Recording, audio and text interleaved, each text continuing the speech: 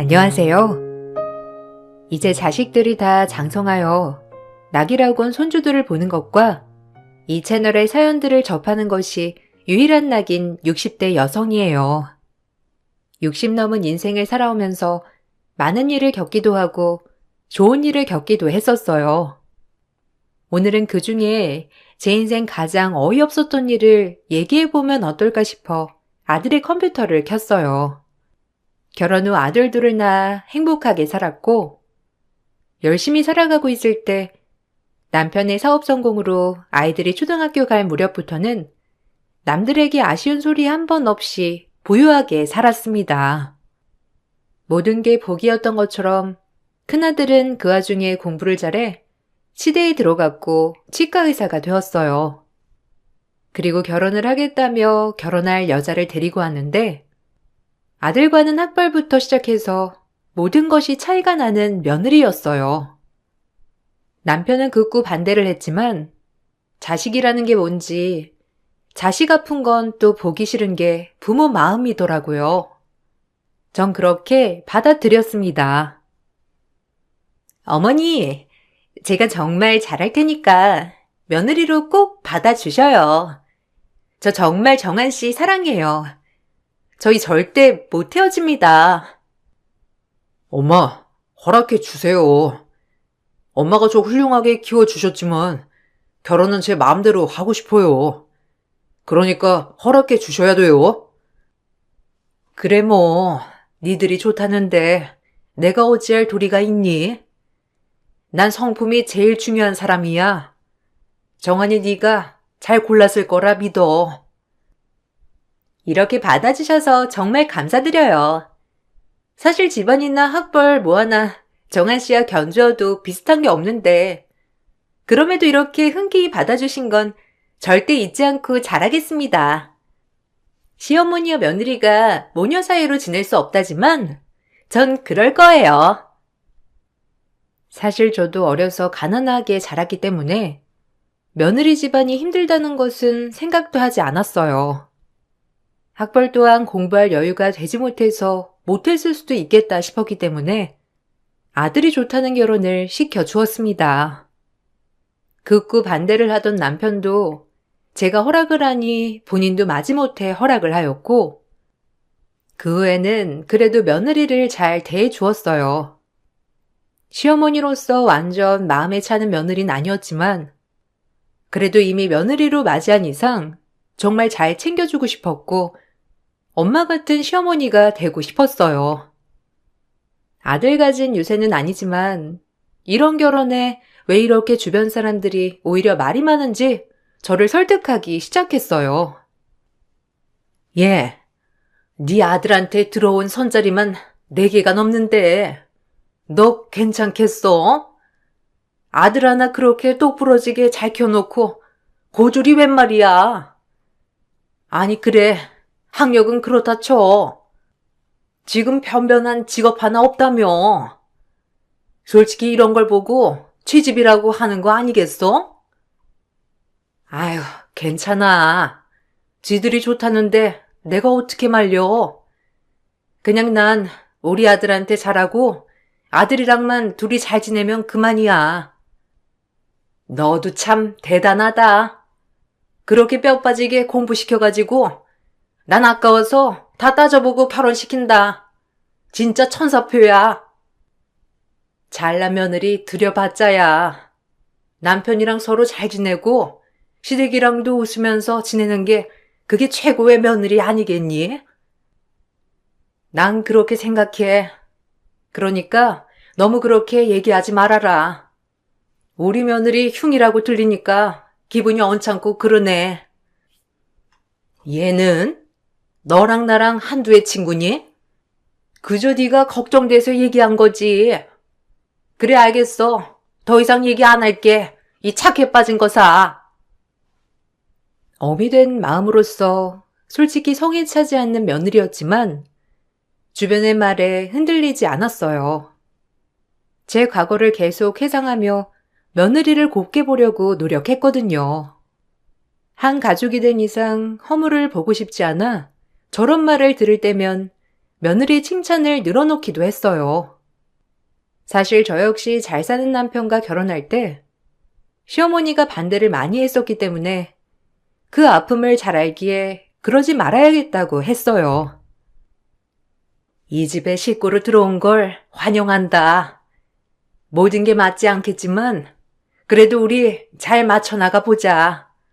나의 첫며느리 환영해. 감사해요, 어머님. 저도 이제 정한 씨 아내, 그리고 어머님의 며느리로서 정말 최선을 다할 거니 기대해 주세요. 엄마랑 효리가 이렇게 잘 지내는 거 보니까 내가 더 마음이 뿌듯하다. 엄마, 이제 저도 독립했으니 잘할게요. 그래, 이제 작은 애만 해치우면 나도 속이 다 후련하겠어. 아들들 이렇게 다 키워놓고 나니 마음이 뿌듯하고 좋아. 처음에 반대는 했지만 그래도 효리랑 정환이 이렇게 잘 지내는 모습 보니까 다 보기 좋다. 대견하고 우리 앞으로 잘 지내자. 처음엔 행복했고 주변에서 며느리 자리가 별로다. 네 아들이 아깝다라고 했지만 그래도 우리만 행복하면 됐다고 생각했어요. 하지만 아들의 결혼 후 얼마 지나지 않아 며느리가 조금씩 이상하다고 생각되는 일들이 많아졌습니다. 한 번은 반찬 좀 갖다 주러 아들네 집에 들렀을 때였어요. 문을 두드려도 절대 열지를 않고 전화를 받지 않아 아들에게 전화 후 비밀번호를 따고 들어갔었죠. 여름이라 간장게장이며 생 음식들이 몇 개 있던 터라 냉장고에 꼭 넣어놔야 했기에 어쩔 수가 없는 선택이었습니다. 어머님! 여긴 어쩐 일이세요? 제가 화장실에서 뭐 좀 하느라고 문을 제때 못 열었네요. 죄송해요. 어머, 아니다. 괜히 너 곤란하게 한 것 같구나. 아니, 근데 이분은 누구시니? 지인이시면 문이라도 열어주시지, 왜? 제 먼 친척 오빠예요. 제가 결혼했다고 하니까 한 번 꼭 놀러 오고 싶다고 하는 거 있죠? 그래서 초대했는데 워낙 해외에 살아서 이런 한국문을 열고 닫고를 잘 몰라요. 혹시라도 고장날까봐 제가 만지지 말라고 했거든요. 그래? 어머, 안녕하세요. 저 CM이 되는 사람입니다. 처음 뵙네요. 제가 괜히 방문을 해가지고 불편하게 했네요. 아닙니다. 그냥 동생 어떻게 사는지 구경하러 온 거예요. 저도 외국에서 나온 지 얼마 되지 않아서 바쁘걸랑요. 나 갈 테니까 내가 그때 얘기했던 거 명심해. 사돈, 또 뵙는 날이 올지는 모르겠지만 그럼 인사드리고 갑니다요. 며느리의 친척 오빠라는 사람은 그렇게 제가 오자 불편하다는 듯이 집을 나섰고 저 역시 조금 이상했지만 그냥 그러려니 하였어요. 그리고 그 일이 얼마 지나지 않아 며느리의 소비 문제로 아들과 며느리가 크게 다투는 사건이 있었습니다. 그날은 며느리가 처음으로 제 생일이라고 손수 생일상을 차려준다기에 남편과 방문한 날이었어요. 저희가 도착한 걸 모르는 아들네 부부는 현관 너머로 큰 목소리를 내며 싸우고 있었고 저희는 어찌해야 하나 싶은 마음에 가만히 있었죠.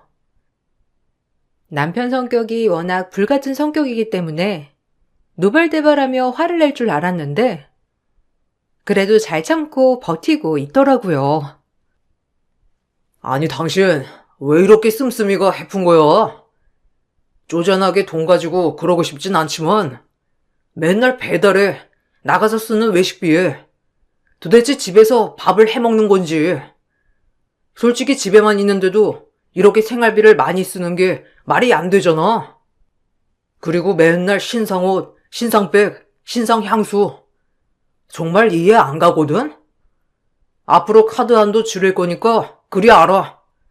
이건 아닌 것 같아. 당신 쪼잔하게 이럴래? 남들이 보면 웃어. 내가 뭘 얼마나 쓴다고. 아니 그리고 의사 사모 유지비라는 게 있지. 그래서 내가 당신 엄마 생일상도 차려준다잖아. 이런 건 고마워할 생각도 안 하고 그저 내 씀씀이 탓만 하지? 나 같은 며느리가 어디 있는 줄 알아? 요즘 세상에 시엄마 생일상을 누가 차려? 의사라고 좋아서 결혼했더니만 이거 완전 쫌팽이 아니야? 막말로 나 같은 얼굴에 의사 사모 말고 국회의원 사모라도 됐겠다. 당신 나 이쁘고 좋아할 땐 언제고 이제 와서 그래? 당신 말 다 했어? 와, 진짜. 우리 다시 생각해보자. 도장 찍었다고 다가 아니라 나 이렇게는 못 살아. 그렇게 알아. 아들이 며느리에게 저렇게 말한 뒤 현관문을 열었고 밖에 서 있는 저희를 발견하고 당황한 기색이 역력했어요. 저 역시 마음이 좋지 않았고 본인들이 그렇게 원해서 한 결혼인데 결혼한 지 얼마 됐다고 사내 못 사내 하니까 말이에요. 사람들 초대해놓고 참 잘하는 짓이다. 너희끼리 싸우려면 우리 가고 난 다음에나 싸울 것이지. 이게 못들 하는 거야? 죄송해요. 오신지 몰랐어요. 벨 누르시지. 일단 생신상도 다 차리고 밥도 해놨으니 들어와서 드세요. 오늘은 됐고 다음에 먹으마. 예, 차리느라 고생 많았고 고마워. 근데 너도 그렇고 정한이도 마음을 좀 다스려야 할 것 같으니까 오늘은 이만 갈게. 여보, 이제 가요 그냥. 그리고 정한이 너 그렇게 소리치고 하면 못 써. 알겠니? 도저히 밥이 넘어가지 않을 것 같아 그날은 남편과 집으로 돌아왔고 며느리는 제 얘기에도 들은 건지 못 들은 건지 전혀 대꾸를 하지 않았습니다. 사실 이 부분에서 화가 났지만 본인도 감정이 격해져 있으니 그런 것이겠지 하고 이해하려 노력했어요. 하지만 그 일이 지난 후에도 며느리는 사과 한마디 없었고 오히려 아무렇지 않게 행동을 하더라고요. 요즘 애들은 쿨하기도 하고 참 다채롭기도 하구나 생각하며 젊은 며느리를 이해해보려 했지만 제 기분이 안 좋은 건 어쩔 수 없는 현실이었어요. 어머님, 제 친구네는 벌써 시부모님이 유산상속을 해주셨다고 하네요. 아무래도 사람 일 모르는 거라고 어떻게 될지 모른다고 글쎄 미리 해주셨다고 하지 뭐예요. 근데 저도 이 말을 들으니까 꽤 괜찮은 것 같기도 하고 뭐 어차피 물려줄 게 있다면 미리 주는 것도 나쁘지 않다고 생각이 드는 거 있죠? 어머님은 여기에 어떻게 생각하세요? 집안마다 가풍도 다르고 분위기도 다르니 뭐 그 집은 그 집인가 보다 라고 생각이 들지. 그거 말고 뭐가 있겠니? 아유, 우리 어머님 너무 순진하셔가지고 제가 무슨 말 하는지 잘 모르신다니까. 정한 씨가 맞이기도 하고 솔직히 저도 언제까지 집에만 있을 수도 없고 사실 뭐 시작해보고 싶은 게 있는데 어머님, 아버님이 도와주시면 어떨까 해서요. 제가 잘 돼야 정한 씨가 잘 되는 거 아니겠어요? 사실상 정한 씨 도와주고 싶어서 일하고 싶은 건데 제 생각 어때요? 며느리는 저에게 가게를 차려달라고 요구하였고 사실 당황스러웠지만 가게를 차려줄 형편이 안 되는 건 아니었기 때문에 생각을 해본다고 하였어요. 남편은 버릇이 잘못 들었다며 길길이 날뛰었지만 그날 아들과 며느리의 싸움을 보고 온 터라 사실상 마음이 좋지 않았습니다. 차라리 며느리도 일을 하고 돈을 벌면 생활비로는 아들과 싸우지 않을까 싶은 마음이 있었거든요. 그래도 뭐라도 하면 정한이 들들 볶진 않겠죠. 우리가 차려줄 형편이 안 되는 것도 아니고 사실 여자가 매일 집에만 있는 것도 우울하긴 해요. 오죽하면 나한테 뭐라도 차려달라고 대놓고 그러겠어요? 그냥 조그만 가게 하나 내줍시다. 정신 상태들이 글러먹은 거지. 어디 가서 취직을 할 생각을 해야지. 뭐 지가 사장부터 해. 하여튼 속물이야 진짜. 아유, 그만해요. 그게 다 정한이 들볶이는 일이니까. 그냥 어쩌겠어. 둘이 결혼한 이상 잘 지내는 걸 바라봐야지. 모자란 놈. 어디 그런 여자를. 내가 당신 때문에 지금 엄청 참고 있는데 내 성질 알지? 나 한계 다다르면 나도 몰라. 남편은 불같은 성질에도 불구하고 아들과 며느리가 잘 지낼까 싶어 가게를 차려준다고 하였고 참 고마웠어요. 그렇게 네일아트 숍을 하고 싶다는 며느리에게 작은 상가를 얻어 가게를 차려주었고 며느리는 돈을 벌어서인지 활기가 차 보였습니다. 그리고 한동안 집에 자주 방문하며 여우짓을 떨어댔어요. 솔직히 모습을 보고 본인도 매일 집에만 있으니 우울해서 그동안 그런 거였구나 싶은 것이 안쓰러운 생각을 하게 되었고 며느리를 정말 딸처럼 생각하려고 많이 노력했어요. 어머님, 나중에 숍에 오셔서 네일도 받고 그러세요. 제가 어머님이니까 돈은 안 받고 특별히 아주 이쁘게 해드릴게요. 그래? 고마워. 며느리 잘 둔 덕에 손톱 하나 번쩍번쩍하고 다니겠네. 딸이 없어서 그런지 이런 거 받으러 딸이랑 같이 다니는 모녀 보면 너무 부러웠는데 며느리가 직접 해주니까 딸 가진 아줌마들 하나도 안 부럽네. 너무 좋은걸? 한동안 평화가 찾아오는가 싶었는데 며느리가 하도 네일아트를 받으러 오라길래 그날 네일아트를 받으러 갔고 또다시 며느리에게 실망하게 되는 날이었어요. 장사를 시작한 지 얼마나 됐다고 며느리는 서비스직임에도 본인 날을 주체 못하더라고요. 아휴, 아줌마. 어디서 행패해요? 네일아트가 까진 걸 나보고 어쩌라고 수리를 해달래? 막말로 설거지만 엄청 해대는 손인데 네일이 나만 나겠어요? 그건 감안하고 네일을 받으셔야지. 무슨 수리를 해달라고 뻔뻔하게 방문을 하셔? 아니 이틀 만에 네일아트가 벗겨졌는데 당연히 다른 데선 다 수리해줘요. 사장님이 이상한 거 아니에요? 뭐예요? 됐고. 아줌마 같은 사람 안 받으면 그만이야. 나가요. 바쁜데 수리는 무슨? 얼른 나가버려요. 제가 있든 말든 본인 마음대로 장사를 하는 며느리를 보고 정말 화가 나더라고요. 저런 마인드로 정말 뭘 할까 싶은 것이 남편의 말이 딱 맞아 떨어졌어요. 정신 상태가 글러먹은 것 같은 마음이 들면서 처음으로 며느리에게 화를 내게 되었습니다. 모든 걸 이해하자 생각했지만 도저히 저런 마인드를 가진 며느리를 이해할 수가 없었는데 아마 모든 사람들이 그럴 거예요. 예, 넌 내가 얼마나 우스우면 나한테 이런 꼴까지 보이니? 그리고 내가 내 일을 주기적으로 받아와서 하는데 저 정도는 당연히 보수해주는 게 당연한 거지. 그렇게 네 맘대로 장사하려고 가게 차려달라고 한 거야? 너 정말 실망이다. 너한테 솔직히 실망한 게 한두 번은 아니었지만 이해해보려고 노력했고 그래도 정한이가 널 좋아하니까 참았어. 근데 너라네 이해 못하겠다.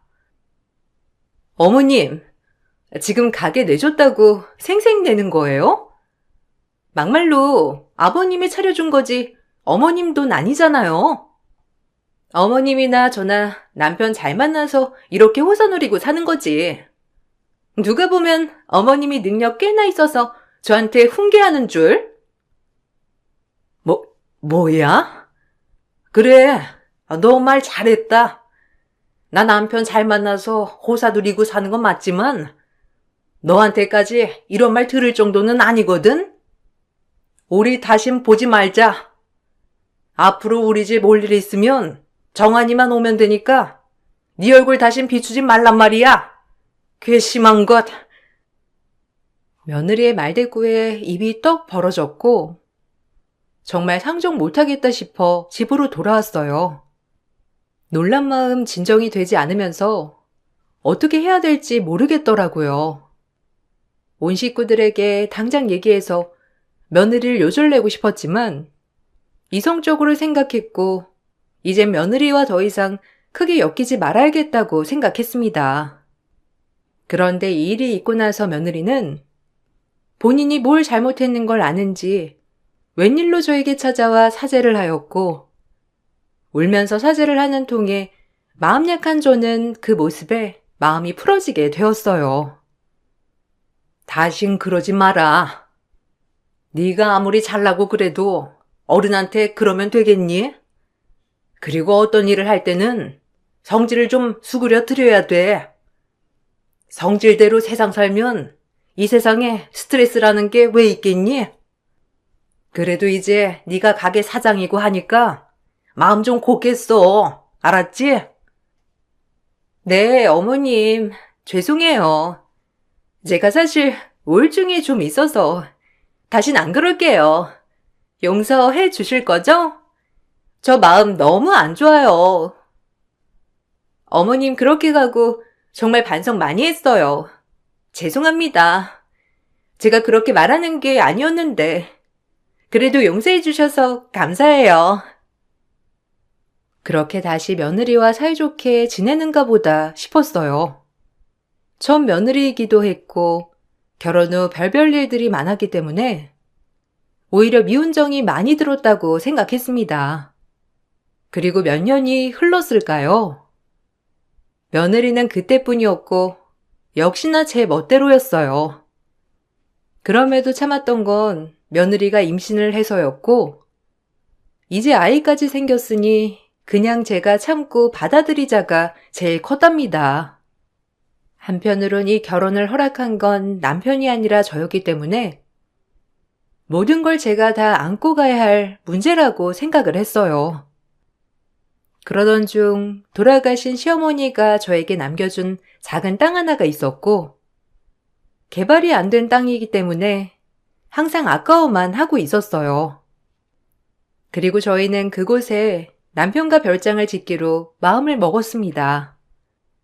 제가 별장을 짓는다고 하자 며느리는 뭐가 그렇게 탐이 났는지 본인이 나서서 저를 설득하기 시작했습니다. 처음엔 거절했지만 결국 또 들어주게 되더라고요. 어머님, 지금 짓는 별장 저희 주시면 안 돼요? 가뜩이나 저희 이제 아이도 태어나는데 지금보다 더 넓은 집으로 이사가서 애들 뛰어놀게 하고 싶고 또 저희는 새까지 생각하고 있거든요. 이가 그런 얘기 못해서 제가 대신해요. 그 집 지은 것을 달라는 거니? 아유, 그건 곤란해. 그래도 별장 지어서 애들 뛰어놀게 할 거니까 너네 애들 뛰어놀 걱정은 마라. 그래도 애들이 자연에서 뛰어놀아야 건강하지 않겠어요? 어머님 첫 손주이기도 하고 이도 아토피가 심해서 아무래도 나무도 많이 심는 그런 전원주택에서 사는 게 좋을 것 같은데 꼭 저만을 위해서 그런 거 아니에요. 부탁드려요. 생각은 해보마. 어차피 우리가 살려고 했던 집도 아니고 그저 별장 개념으로 지을 집이긴 한데 그래도 도시에 살다가 그런 한적한 곳에서 살 수 있겠니? 뭐 자연 환경이야 좋겠지만 불편한 게 영 이만저만 아닐 텐데 너 생각 한번 잘해봐. 며느리의 무리한 요구였지만 오히려 남편은 손주 때문이라도 우리에게 불필요한 것이니 주라고 하였어요. 그렇게 그 땅에 108평 단독 주택을 지어주게 되었고, 지금 살고 있는 집을 팔고 아들은 그 돈을 며느리에게 줬다고 하더라고요. 사실 우리가 해준 집이었기 때문에 그 돈을 우리에게 줘야 맞는 것이었지만 이미 집을 해준 것이라고 생각했기 때문에 없는 돈이라고 생각했어요. 그럼에도 그 큰 돈을 덥서 며느리를 주었다는 말에 사실 씀씀이가 큰 며느리가 걱정되었답니다. 그냥 뭐 애도 낳고 겸사겸사 줬어요. 그리고 이 집 오기 전부터 그 돈 달라고 얼마나 노래를 부르던지. 엄마 아빠한테 허락받고 줬어야 하는데 죄송해요. 혹시 필요하시면 다시 달라고 할게요. 큰돈이기 때문에 엄마가 잘 결정해 주세요. 그래도 말은 했어야지. 못했다. 이제 애 키우면서 너희 얼마나 돈 들어갈 게 많아. 알겠어. 그래도 앞으로는 이런 문제 우리한테 상의하고 행동해. 아무리 니들끼리 산다지만 그 돈이 큰 돈이잖니. 요샌 안 싸우고 그래도 잘 사나 보지? 엄마한테 이런 말 해서 그렇긴 한데 진짜 안 맞는데 그냥 애 때문에 잘 살아보려고요. 어쩌겠어. 그래도 맞을 땐 잘 맞아. 아들의 말에 걱정이 앞서는 건 사실이었지만 다 큰 성인이니 관여하지 않기로 했어요. 그리고 며느리는 그 집이 좋았는지 저에게 알랑방귀를 뀌는 모습을 보이는 며느리였고 원래도 그런 아이니 딱히 큰 기대는 하지 않았습니다. 그리고 모임에 나갔다가 큰 충격을 받은 날이었는데 아들에게서 전화가 오더라고요. 아들은 집을 지어줘서 고맙다며 집 초대를 하였고 그렇게 남편과 함께 집을 방문하게 되었답니다. 영 내키지 않는 초대였지만 일단 꾹 참고 그 집을 방문하게 되었어요. 제가 임신 때문에 몸이 무겁잖아요. 이한테 초대를 하라고는 했지만 사실 뭘 하기가 너무 힘들더라고요. 그래서 지금 우리 초대해놓고 딸랑 이거 차려놓은 거니? 누가 너 임신한 거 몰라서 상다리 부러지게 차려달라 했어? 그것도 그런데 사실 집이 넓어서 걸어 다니느라고 밥할 시간이 없네요. 어머님, 제 밥 얻어먹으러 오신 건 아니죠? 너 진짜? 그럼 나한테 말이라도 하지. 네가 알아서 한 대 놓고 지금 차린 게 이거야? 진짜 너 너무한다. 내가 지어준 108평 단독주택에 초대하더니 저희 그릇 앞에 삼각김밥을 종류별로 던져주는 며느리였고 그 뒤 하는 말들이 가관이었습니다. 경악스러운 그 광경에 저 역시 참을 수 없었고 드디어 비장의 무기를 펼쳐 인생 최고의 서력전을 시전했어요. 정한이가 우릴 초대해서 왔지만 내가 너 어떻게 하나 봤어. 근데 역시 넌 갱생이 안 되는 거야. 그 뱃속아가 누구 애니?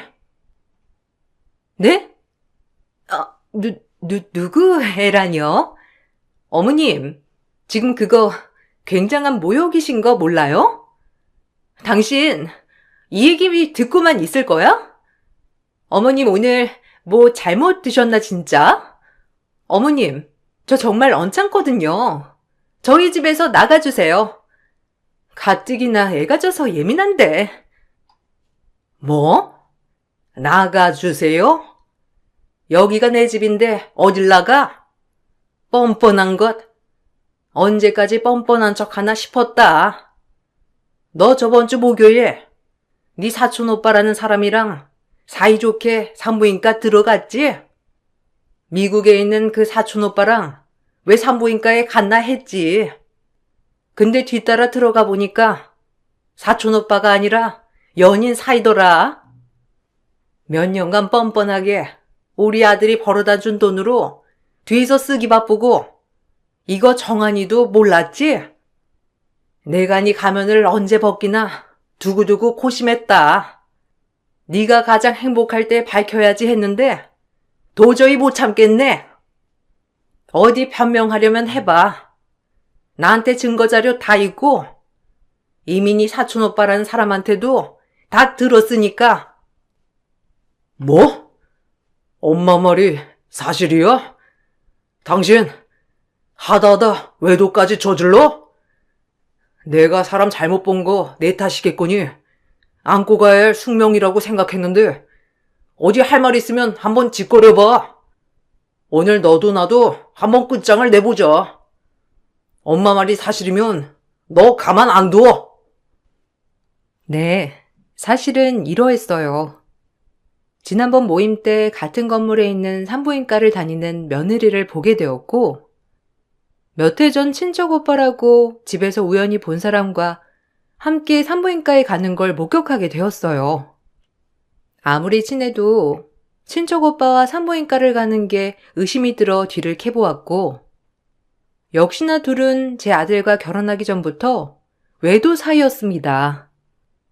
그리고 감쪽같이 제 아들을 속여 결혼을 한 거였고, 심지어 저희 아들의 아이가 아니라 상간남과의 사이에서 만든 아이였어요.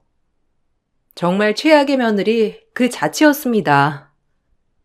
그럼에도 며느리는 끝까지 아들의 아이라며 손사래를 치더라고요. 정말 뻔뻔함이 하늘을 찌르는 경지에 이르렀어요. 증거 있어요? 친척 오빠라니까 왜 이렇게 의심을 하는 거예요?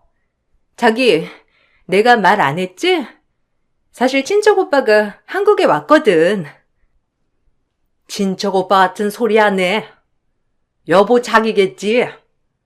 너 내가 가만히 있으니 가만히로 보이니? 학력 딸리고 집안 딸리는 거 그래도 우리 아들 좋아하는 마음은 진심이라고 생각하고 받아들여 줬더니만 이렇게 뒤통수를 쳐? 네가 아무리 개념 없는 막장 며느리라도 우리 아들이랑 잘 지내면 그만이라고 생각해서 충분히 참았어. 네가 더 행복할 때 터뜨리려고 했는데 잘난 것도 없는 네가 이런 행동하는 거 도저히 이제 못 참겠다. 너희 둘 당장 이혼해. 그리고 너한테 손해배상 청구 들어갈 테니 그리 알아. 엄마 말이 사실이야? 와 진짜 어이없네. 이혼하고 싶은 거 애가 줬다고 그렇게 발목 잡더니 결국 내 애도 아니었구나. 아, 내가 미쳤지. 애초에 너랑 결혼할 때부터 이혼하고 싶었어. 엄마 아빠한테 불효하기 싫어서 참았는데 나도 더 이상은 못 살아. 진작에 저걸 요절냈어야 했는데 내가 아주 돌을 닦는 심정으로 참았어. 너 같은 거 진짜 상대도 안 했어야 맞는 건데. 불같은 남편은 오히려 아무 말도 하지 않았는데 너무 큰 충격으로 할 말을 잃은 듯 보였고, 저흰 그렇게 이혼소송과 함께 손해배상 청구 소송을 들어갔습니다. 며느리는 바락바락 본인 뱃속의 아이가 아들의 아이라고 우겼지만 얄팍한 사랑이 뭔지 그 상간남은 본인도 숨어 살기 지쳤다며 오픈해버렸고, 그 모습에 며느리가 더욱 더 괘씸하고 용서하기 힘들었어요. 나도 지겹다. 그놈의 이혼하고 오겠다는 소리. 몇 년째 너 말만 믿는 것도 내가 지쳐 이제. 너도 이제 제발 그만해. 뭐라고? 아니 내가 한몫 단단히 챙길 테니까지 기다리라고 했잖아. 당신도 돈 벌기는 글렀어 진짜. 아우 답답하. 애초부터 친척 오빠라고 하길래 이상하다 했지만 설마 이럴 거라고 생각할 수가 없었지. 정상적인 사고에서 그런 게 상상이나 되니? 어디 이제 나락으로 떨어져 봐. 수준 안 맞아서 진짜. 너 같은 걸 며느리라고 진짜 어이가 없고 화가 나. 그리고 원래 살던 집도 팔아서 네가 가지려고 이 별장 달라고 한 거지? 나쁜 거 같으니라고. 너 어디 한번 박살 나봐. 아니, 그 돈은 줬으면 그만이죠. 그리고 이혼 소송 걸 거면 그건 제 위자료예요. 어딜 그 돈을 넘봐요? 제 남편은 묵묵히 변호사를 선임하고 아들의 이혼 소송을 도왔어요. 그리고 상간남에게도 위자료 소송을 걸었고, 저희가 큰 정신적 피해를 받았기 때문에 저와 남편 그리고 아들 모두에게 피해 보상을 해야 했답니다. 며느리는 엄청 억울해했지만 그 억울한 태도까지도 전 화가 나더라고요. 그리고 저희가 처음에 해준 상가 보증금과 더불어 그 집에 대한 돈까지 토해내야 했어요. 며느리는 결혼 후 지금까지 아무것도 하지 않고 아들의 벌이보다 더 많은 돈을 썼었기 때문에 누가 봐도 채집과 더불어 상간남과 짜고 저희 아들을 이용한 것이 분명해진 것이었어요. 그리하여 그 돈을 모두 토해내어야 했고 결국 빈털터리로 쫓겨나게 되었답니다. 일이 이렇게 되자 그제야 저에게 제대로 무릎을 꿇고 사죄하는 며느리였습니다. 참, 그 대가가 크지? 네가 뭔데 감히? 네 주제에 우리 집에 언감생심 가당키나 했니? 평생 이제 네가 우리에게 준 위자료 네 능력으로 갚으면서 살아봐. 아, 네 뱃속에 있는 그 애 아빠랑 둘이 벌어서 갚으면 뭐 금방 갚으려나? 보부 사기단 아니니? 어머님, 진짜 죽을 죄를 지었어요. 어머님이 원하시면 애 낳자마자 애 아빠한테 주고 저 정말 죽은 듯 살게요. 독한 것? 뱃속애가 무슨 죄라니? 너 같은 것도 엄마라고. 에휴, 정말 한심하기 짝이 없다. 넌 내 인생 최악의 인간이야. 제발요. 제가 어딜 가겠어요. 할 줄 아는 것도 없고 애까지 낳으면 뭐 먹고 살라고. 어머님, 제가 모든 거 다 할게요. 그 마음으로 막일이라도 뛰면서 살아. 남의 등 쳐먹고 살 생각하지 말고. 감히 우리 아들 등을 쳐먹으려고 해? 너 두고두고 땅을 칠 거다.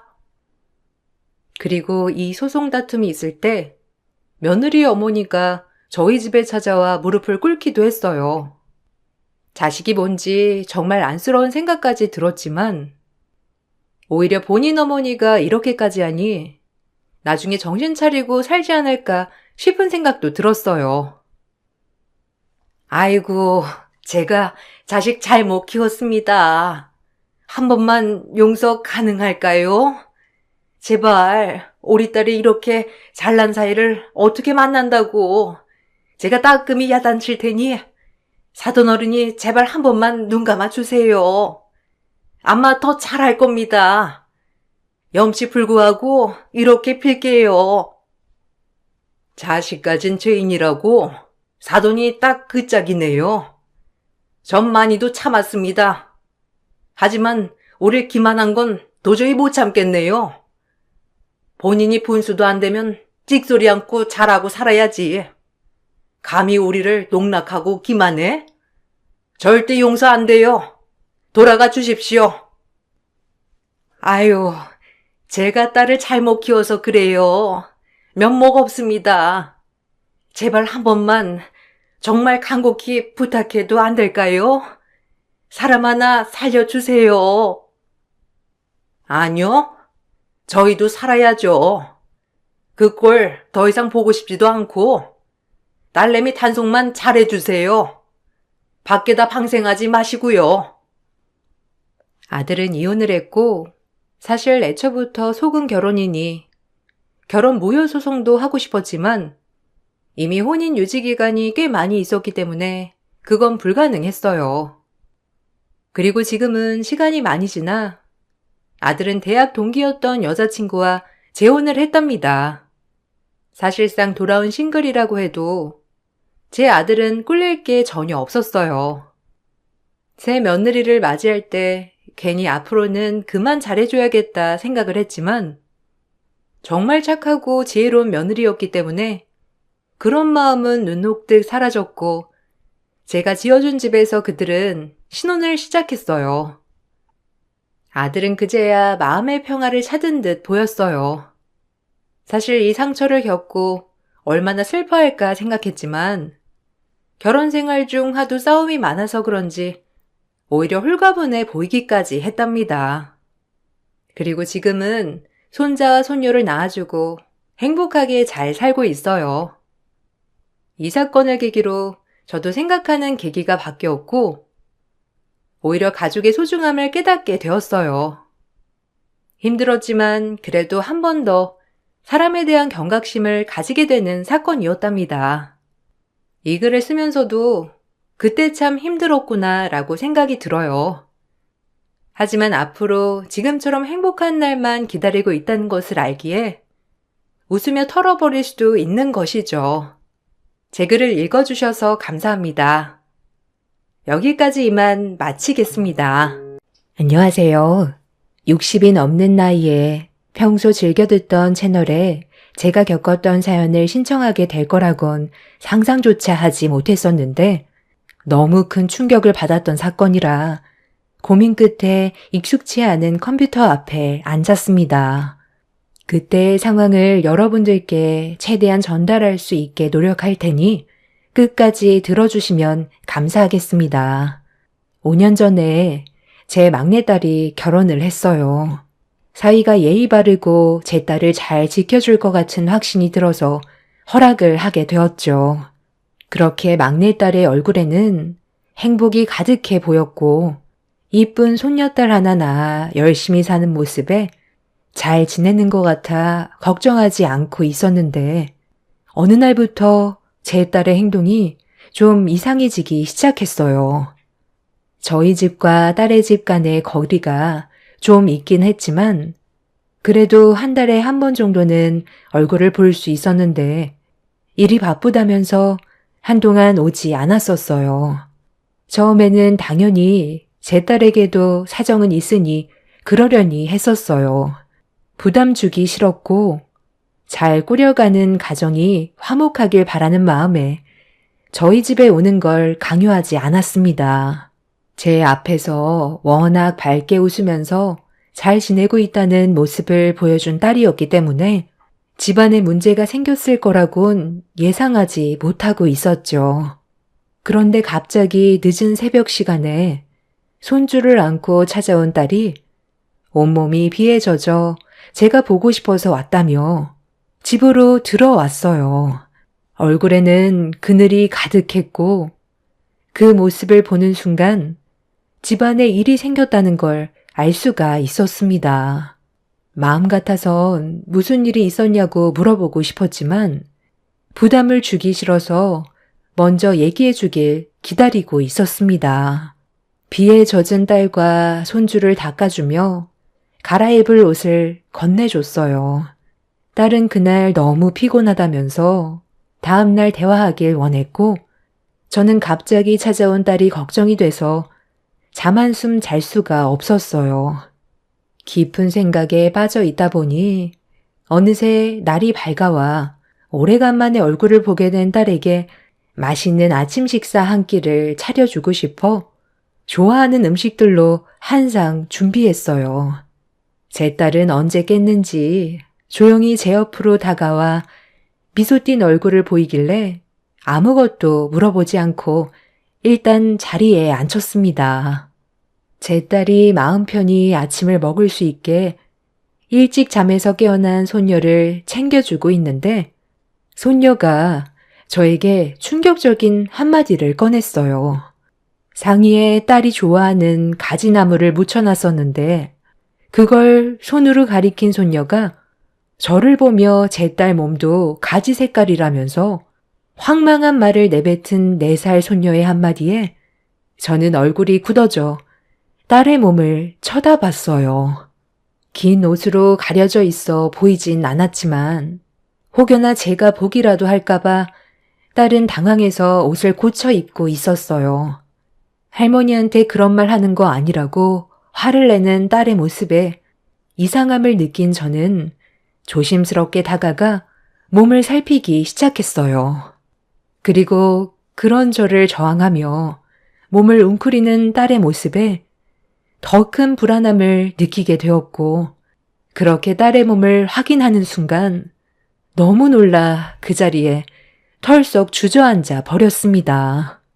아무 말도 하지 못한 채 고개를 떨구고 있는 딸의 모습을 본 저는 눈물을 흘리게 되었고, 침착성을 잃어버린 상태로 어떻게 된 거냐며 소리를 질렀어요.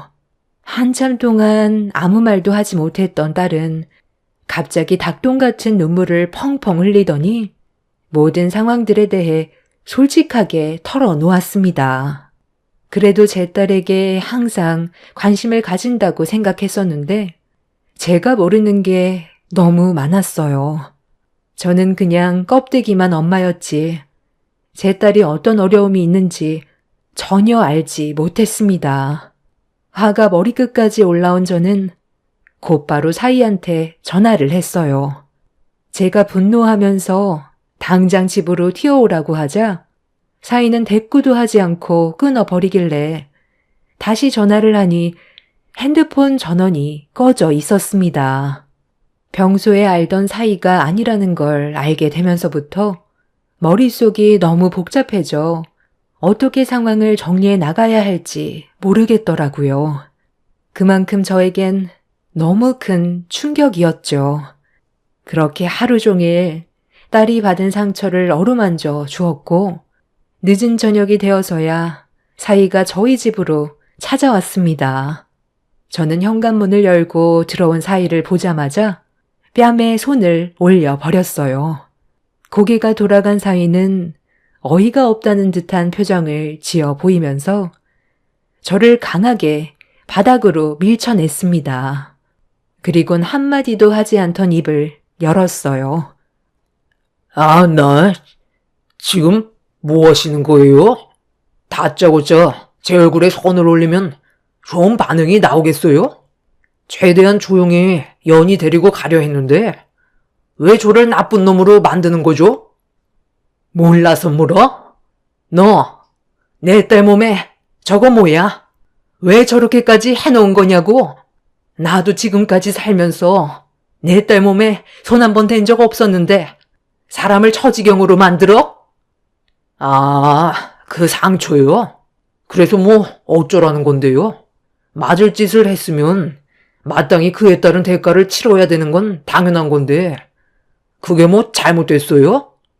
너 내가 쓸데없는 짓 하지 말라고 분명 경고했을 텐데 한동안 집에 처박혀서 나오지 말라고 말하지 않았어? 아직 네가 정신을 못 차린 것 같은데 오늘 갈 때까지 한번 가볼까? 내가 한바탕 난리를 쳐야 되겠냐고. 개념도 없는 게 눈치까지 없네. 뭐하고 있어? 빨리 짐 챙기지 않고 안 갈 거야? 내가 그 집구석에 왜 들어가? 다시는 들어가지 않을 거니까 다시는 찾아오지 마. 우리 관계 이미 끝난 거 아니야? 너는 지금 내 모습을 보고도 죄책감이 없니? 네가 말귀를 알아듣고 내가 시키는 대로 해줬으면 이런 일은 없었겠지. 누가 쓸데없이 고집을 부리래? 그래서 나랑 이혼이라도 하게? 당연한 거 아니야? 너랑 이혼할 건데 뭐하러 그 집구석에 다시 들어가? 나 그동안 정말 많이 참았어. 너 때문에 내가 얼마나 큰 상처를 받았는데.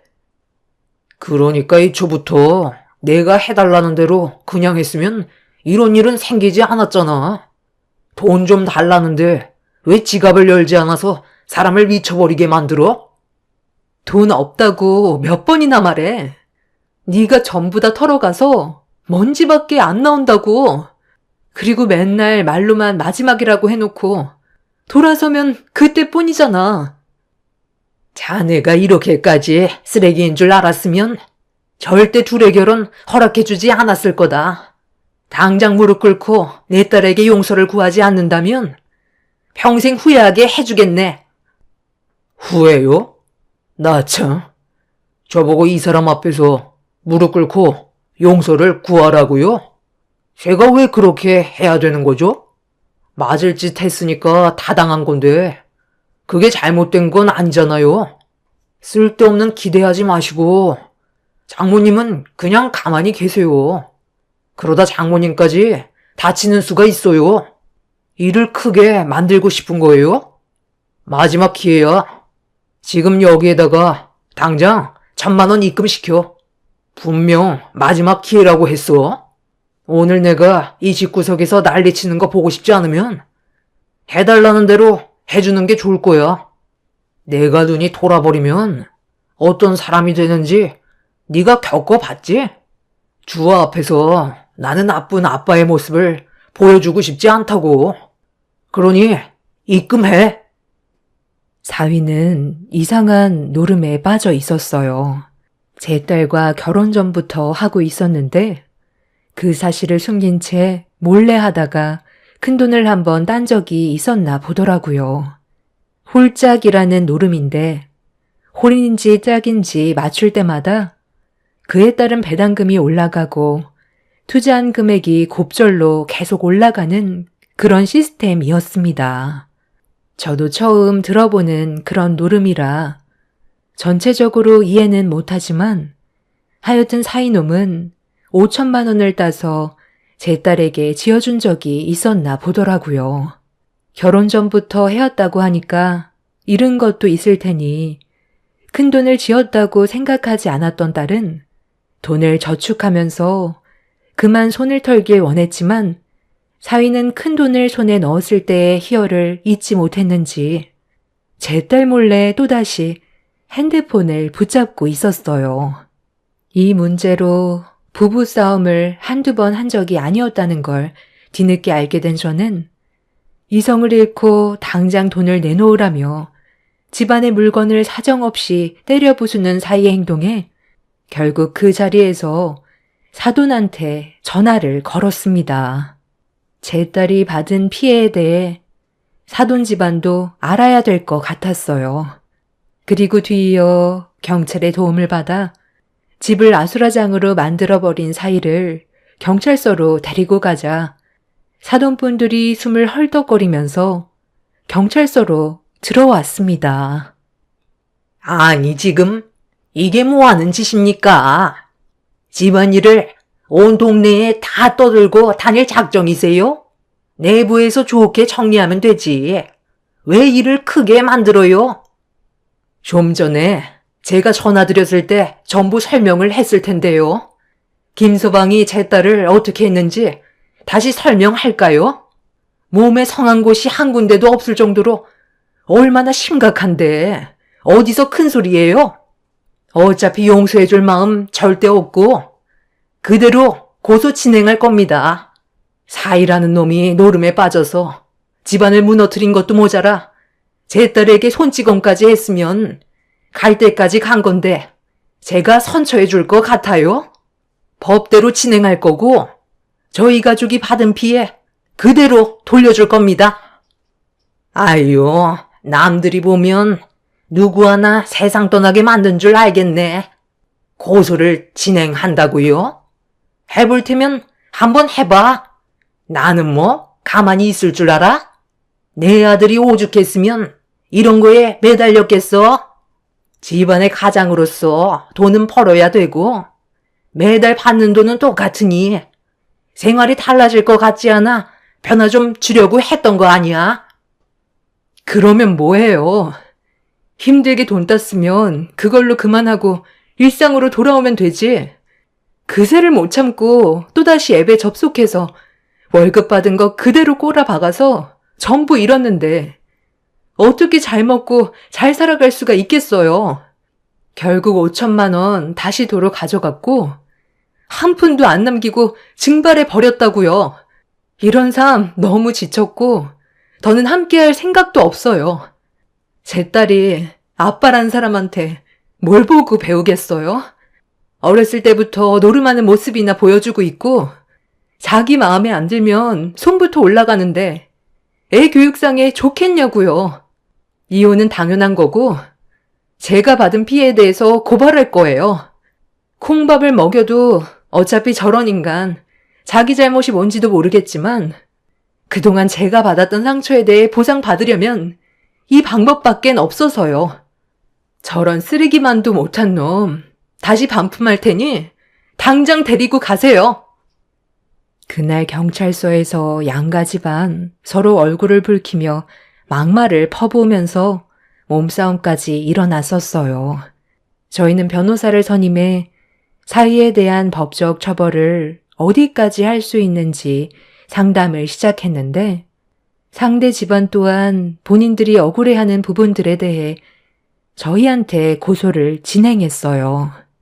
이미 사위는 법적 처벌을 면하지 못할 정도로 심각한 행동을 저질렀기 때문에 저희는 승소하는 건 당연한 거였지만 상대 측에서 사위의 형벌을 줄이기 위해 온갖 거짓으로 계획을 하고 있었어요. 그렇게 법적 공방이 오고 간 끝에 법정에서는 저희 가족의 손을 들어주었고 사위는 6개월의 형량을 선고받았습니다. 제 딸이 받은 상처에 비해서는 너무 처벌이 적어서 불만이었는데 사돈 측에서는 6개월도 많다며 항소를 했지만 사위의 죄가 너무 뚜렷했기 때문에 받아들여지지 않았습니다. 그렇게 제 딸과 사위는 이혼을 하게 되었고 받은 피해에 대해 손해배상 또한 받게 되면서 관계의 정리가 끝이 날 수 있었는데 문제는 6개월 뒤에 일어났어요. 사위가 출소한 이후 손녀를 핑계로 집에 찾아와 제 딸을 괴롭히기 시작했습니다.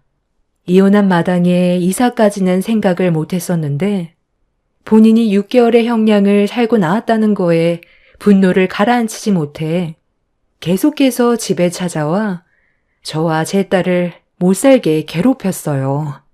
이 문제로 접근 금지 신청을 했었지만 일정 거리를 두면서 정신적으로 상당히 힘들게 만들었어요. 결국 참다 못한 제 딸이 멀리 숨어서 지켜보고 있던 그놈에게 달려가 몸을 돌리면서 소리를 질렀습니다. 지금 뭐 하자는 거야? 너랑 나 법적으로 이제 남이야. 그리고 접근 금지 신청을 했기 때문에 계속 이런 식으로 행동하면 또다시 처벌받는다는 거 몰라? 신고할 테면 어디 한번 해봐. 평생 너 주위에서 맴돌 거고 내가 이런 6개월의 시간 전부 보상 받을 거야. 순순히 물러날 줄 알았나 본데 나는 너를 절대 용서하지 않을 거라고. 우리 주아가 조금도 아빠 얼굴 보고 싶어 하지 않아? 아무리 친자 포기 각서를 받아냈다 해도 아빠의 존재는 사라지지 않거든. 도대체 왜 이렇게까지 하는 건데? 그냥 너는 너대로 나는 나대로 각자 인생 살면 안 되는 거야? 이렇게까지 해서 너한테 남는 게 뭔데? 시간만 버리는 거라고. 네 눈앞에서 주아가 완전히 사라지는 걸 보고 싶지 않으면 이번 달 내로 1억 만들어 와. 나 이대로 절대 못 끝내. 네가 주아랑 아무 일 없이 조용하게 살고 싶으면 내가 말한 조건에 대해 순순히 들어주는 게 좋을 거야. 너도 알지? 나는 한 번 물면 끝까지 물고 늘어지는 성격인 거. 이사 가봤자 너 하나쯤 찾는 거 시간 문제야. 누가 더 힘들 것 같아? 나는 어차피 잃을 거 하나 없거든. 남아있는 거라곤 이 몸뚱이 하나인데 뭐가 두렵겠어? 다시 징역 들어간다고 해서 내 삶이 크게 바뀌지 않기 때문에 조금도 망설이지 않고 행동으로 옮길 수 있다는 거 잊지 마. 나는 내 딸 데리고 가고 싶으면 언제든지 할 수 있어. 그렇게까지 되는 걸 원하는 건 아니지? 그만하지 못해? 이 인간 쓰레기 주제에 어디서 지금 내 딸한테 겁을 주고 있어? 너까지 게 뭘 할 수 있는데? 징역 사는 게 체질인가 본데 원한다면 지금 당장 다시 들어가게 해줄까? 징역 살고 나온 지 얼마 안 돼서 또 사고 치면 네가 받았던 형벌보다 훨씬 더 무거운 처벌이 내려진다는 걸 모르나 봐. 평생 나오지 못하게 만들어 줄까? 저번에도 그러더니 이번에도 또 끼어드시네. 놓친 내가 노망이 들었나? 지금 상황 파악이 안 돼? 내가 눈 돌아가는 거 보고 싶은 거야? 사위는 예전과는 전혀 다른 모습으로 저를 노려봤어요. 징역을 살고 나온 이후 눈빛은 아예 맛이 가버렸고 눈에 뵈는 게 없다는 걸 보여주기라도 하듯 주변의 물건을 사정없이 던지며 공포를 조성하고 있었습니다. 그 순간 잘못 건드렸다간 제 딸에게 피해가 커지게 될까봐 그 자리를 급하게 피해버렸어요. 풀리지 않는 족쇄에 묶여버린 것 같아 고민이 많았었고 저희 가족을 무너뜨리려 하는 그놈을 절대 용서하고 싶지 않았습니다. 딸과 집으로 돌아온 이후 한참 동안 어떻게 해야 할지 고민을 하고 있었는데 제 핸드폰에 갑자기 전화가 울리길래 확인해보니 10년 전에 이혼을 했던 전 남편의 번호였어요. 별로 받고 싶지 않아 거절을 했는데 곧바로 문자 한 통이 와서 확인을 해보니 전 남편이 보낸 문자였습니다. 저희 가족의 상황을 대충 알고 있는 듯 잠깐 얼굴 좀 보자며 약속 장소를 적어놨습니다. 도대체 어떻게 된 거야? 오래간만에 연이랑 잠깐 통화했었는데 무슨 일 있었던 거야? 말을 잘 안 하고 울기만 하길래 걱정돼서 당신한테 연락한 거야. 지금 당신 딸 연이가 상황이 좋지 않아. 당신도 알겠지만 5년 전에 결혼했던 거 알고 있지? 그런데 사이라는 놈의 잘못된 행동들로 인해 이혼을 하게 됐거든.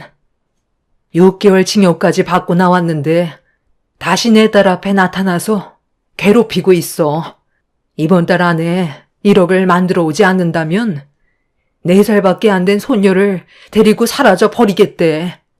화가 잔뜩 올라와 있어서 말만 하는 게 아닌 행동으로 옮길 것 같아. 징역을 살고 나왔다는 거에 분노를 가라앉히지 못하고 있어.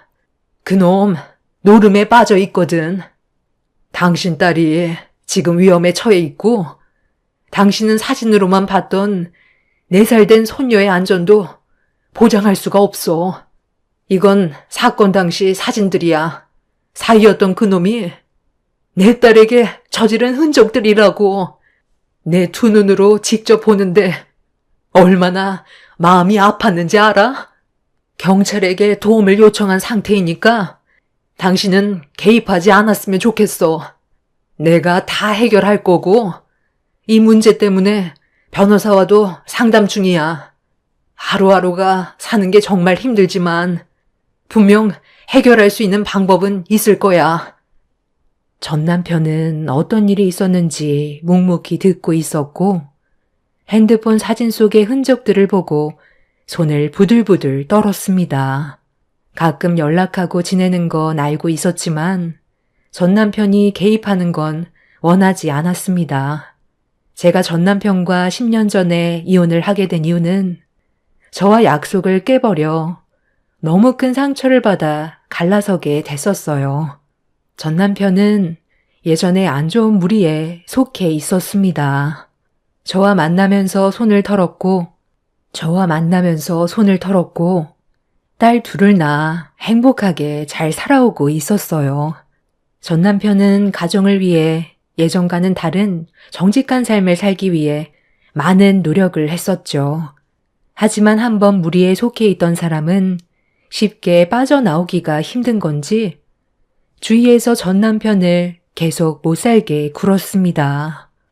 그 사람들은 다시 무리에 속해주길 원했고 전 남편과 함께 운영하던 치킨 가게에 찾아와 장사를 하지 못하게 행패를 부리면서 곤란한 상황을 계속 만들었어요. 다른 지역으로 이사를 가도 그 사람들을 끊어낼 수는 없었습니다. 결국 저와 딸들의 안전에까지 위협이 되기 시작하자 남편은 저 몰래 다시 무리에 속하게 되었고 거짓된 생활을 하게 되었습니다. 당연히 금방 들키게 되었지만 그 뿌리를 뽑아내기에는 쉽지 않았어요. 경찰에 신고도 해보고 저 나름대로 상황을 정리하기 위해 정말 노력을 많이 했었는데 모든 상황들이 쉽지가 않아 전 남편과의 사이는 점점 멀어졌고 결국 버티다 못해 10년 전에 이혼을 결정하게 된 거였습니다. 그게 제일 현명한 방법이라고 생각했어요. 전 남편도 과거의 잘못된 선택으로 인해 후회를 많이 했었지만 이미 한번 발을 들였기 때문에 벗어날 수는 없었죠. 그렇게 이혼을 하게 된 이후 저와 딸들은 안전한 생활을 보장받을 수는 있었어요. 그렇게 전 남편과 헤어지고 나서 변호사와 상담받으며 문제를 해결하기 위한 방법을 찾고 있었는데 어느 날 전 남편이 저에게 전화를 해서 따로 불렀습니다. 그런데 그 자리에는 전 사이가 함께 자리하고 있었어요. 좀 당황하기는 했지만 전 남편이 무슨 생각으로 전 사이와 저를 불렀는지 들어는 봐야 할 것 같아 자리에 앉았습니다. 무슨 일 때문에 나를 부른 거야? 내가 저 쓰레기보다 못한 놈의 얼굴을 보고 싶어 하지 않는다는 거 당신도 잘 알잖아. 내가 뭘 들어야 되는 건데? 당신도 옆에서 들어야지. 그래야 내가 어떤 방식으로 일을 처리할지 알 거 아냐. 이 사람도 왔으니까. 그럼 이제 시작하지. 일단 자네 이것부터 받게. 이건 무슨 소리예요? 저랑 지금 장난하세요? 아무리 제가 정신이 나갔어도 대부업 돈은 건들지 않는다고요? 이것 때문에 저를 지금 부른 거예요? 연희 아버지 되시는 분이 그늘진 곳에서 활동하는 그 말이 정말 사실이었나 보네. 이런 걸로 서민들 등쳐먹고 살고 있었어요? 자네가 어떻게 생각하든 그건 상관없다만 내 딸은 건들면 안 되지. 이제 법적으로 아무 사이도 아닌데 자식 핑계로 1억의 돈을 요구했었다면서? 그리고 자네는 그 돈으로 노름을 할 생각이고 돈이 떨어지면 또다시 내 딸에게 접근을 하겠지. 아무리 내가 인생을 막 살았어도 자네처럼 노름에 빠져 가정을 무너뜨린 적은 없었거든. 나는 내 가정을 지키기 위해 정말 열심히 살아왔었지만 상황이 좋지가 않아 어쩔 수 없이 떨어져서 지내는 것뿐일세. 내가 자네를 만나자고 한 이유는 돈을 빌려주기 위해서 부른 거니 일단 자리에 앉고 내 말 끝까지 들어보는 게 좋을 거야. 알아보니 자네 핸드폰에 있는 그 노름이 우리 업계에서도 꽤 유명한가 보더라고. 나는 자네 때문에 처음 접하게 됐지만 알아본 결과 다른 쪽 사람들이 그 앱의 운영자라는 걸 알 수 있었네. 그런데 그쪽 사람들이 우리와 꽤 친분이 있는 사람들이거든. 오며 가며 밥 한 끼 하는 정도니 한마디 정도는 해줄 수 있다는 거야. 자네가 내 사이라고 한마디만 하면 자네가 투자하는 배당금이 달라진다는 소리야. 무슨 말인지 대충 알겠나? 한 번 이길 때마다 배당률이 높아진다면서? 그런데 VIP는 배당금이 자네보다 3배는 높다던데. 당연히 그것도 알고 있겠지? 승률도 나쁘지 않다던데. 예전에 5천만 원을 딴 적도 있다는 걸 보니 이쪽에 서줄도 있는 것 같고 내가 그쪽 사람들한테 한마디만 하면 VIP 조건으로 맞춰줄 수 있는데 자네에게는 상당히 괜찮은 제안 아닌가? VIP 타이틀을 얻기 위해서는 2억을 선불로 납부해야 된다면서? 그러니까 지금 저보고 VIP로 만들어줄 테니까 그쪽이 빌려주는 돈으로 돈을 따서 갚으라는 거예요? 저한테 지금 사기치려는 거 아니에요? 이 사람이 살면서 속고만 살았나? 여기에다가 회원 아이디 좀 적어보게. 내 말이 틀린지 아닌지 바로 확인시켜 주겠네. 여보세요? 내가 저번에 말한 그거 있지? 그래, 불러주는 아이디 VIP로 좀 부탁하네. 지금 확인해보면 된다고? VIP는 한 달만 유지된다고? 그래, 다음에 밥 한 끼 하자고. 고맙네. 어때? 자네 등급이 바뀌어 있지? 지금부터 한 달의 시간이 주어지게 되었고, 예전과는 다른 배당금을 받을 수 있다는 소리야. 한 번만 이겨도 3배의 금액을 주는 거지. 연승을 하면 그 금액은 어마어마하겠지? 하지만 배당금만 올라간 거지. 승률은 바뀌지 않는다고 하더군. 내 딸에게 돈을 달라곤 했지만 1억이라는 돈을 받을 수 없다는 거 더 잘 알고 있을 텐데. 그리고 1억이라는 돈을 만들어 준다 해도 한 달의 기간이 지나버려 자네는 VIP 등급인데도 제대로 이용을 못하겠지. 어때? 구미가 당기지 않나? 전사인은 VIP 등급으로 변해 있는 자신의 아이디를 보더니 많이 혼란스러운 듯 고민을 하고 있었어요. VIP 등급 옆에 시간이 차감되는 게 눈에 들어와서 그런지 불안해하고 있었습니다. 손톱을 깨물면서 한참 동안 고민을 하던 전사인은 전 남편한테 얼마까지 빌릴 수 있냐는 말에 원하는 대로 빌려줄 수 있다고 금액만 말하라면서 계약서에 사인만 하면 된다고 펜을 건네 주었습니다.